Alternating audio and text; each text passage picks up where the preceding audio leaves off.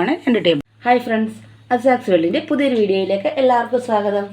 നമുക്കിന്നേ ചക്കക്കുരു കൊണ്ട് ഒരു മെഴുക്കുവരട്ടി വെക്കാം കേട്ടോ.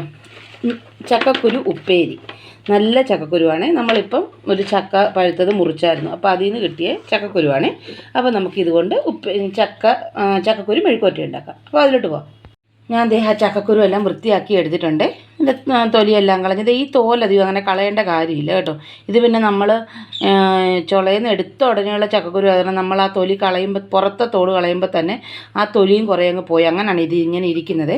അല്ലെങ്കിൽ ഇത് കളയേണ്ട കാര്യമില്ലെന്നാണ് പറയുന്നത്. അതുകൊണ്ട് ഞാൻ സാധാരണ ഇത് കളയാറില്ല. അപ്പോൾ അത് ഞാൻ കഴുകി വൃത്തിയാക്കി എടുത്തിട്ടുണ്ട്. ഇനിയിപ്പം നമുക്കതിനകത്തേക്ക് ആവശ്യമുള്ള ഉപ്പ് ചേർക്കാം കേട്ടോ. ഞാനൊരു 1/2 സ്പൂൺ ഉപ്പ് ചേർക്കുന്നുണ്ട്. 1/2 ടീസ്പൂൺ മഞ്ഞൾപ്പൊടിയും കൂടെ ചേർക്കുന്നുണ്ട്.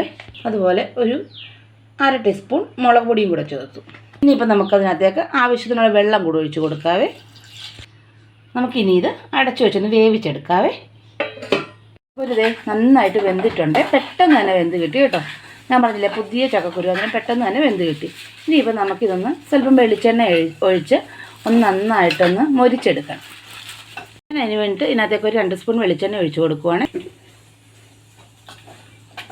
ഒന്ന് ചെറിയ തീയിലിട്ട് ഒന്ന് ഇടയ്ക്കിടയ്ക്ക് ഇളക്കി കൊടുത്ത് ഇതൊന്ന് മൊരിച്ചെടുക്കണം.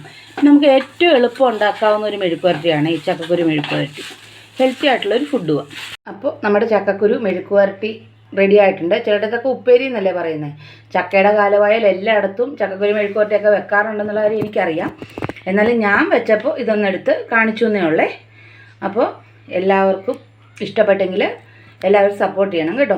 അടുത്തൊരു വീഡിയോ ആയിട്ട് വീണ്ടും കാണാം.